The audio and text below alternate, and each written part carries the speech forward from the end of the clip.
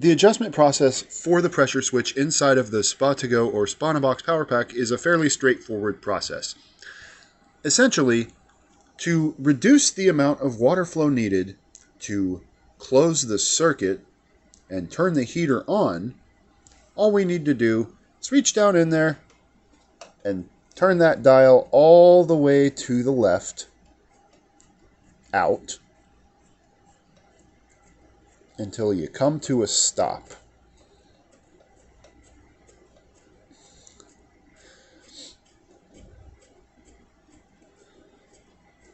And there we are. Pressure switch is fully adjusted. And what they used to do at the factory is they'd take a hot glue gun and they'd stick a little bit of glue down in there. That'll prevent the pressure switch from becoming misadjusted like this in the future. Thank you.